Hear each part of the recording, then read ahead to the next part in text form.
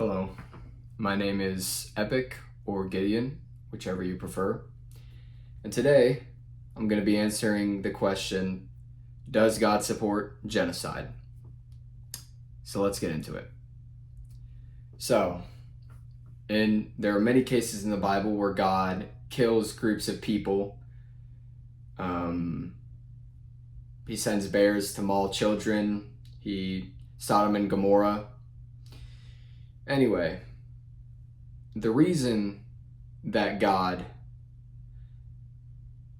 wiped out Sodom and Gomorrah and all these cities and nations is because of their sin. And because God loves everyone, he had to punish them. Because when you love somebody, you're going to teach them what is wrong, and you're going to punish them. Love without punishment is not love, but absentness. So, in those cases, God is punishing those people who he loves. And then I'd like to focus on the case of God sending bears to maul children who mocked a prophet of God for his baldness. God will not be mocked. It's stated explicitly. God will not be mocked. And whether it's here or in heaven, you will be punished for mocking God. Back then, before Jesus, God had to be the one to punish people on earth.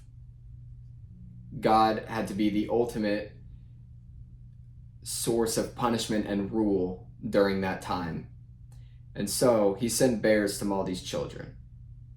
Were the children killed? We don't know. It never says that.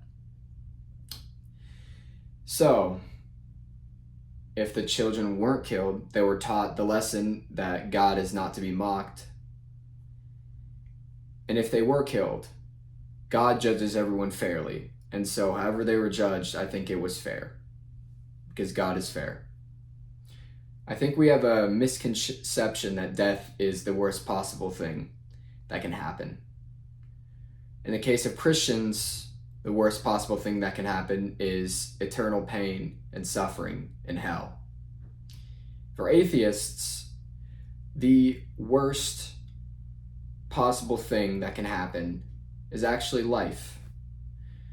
Why? Well, it's because if everything fades to black after you die, it's just nothing after you die, then everything in your life is inherently pointless.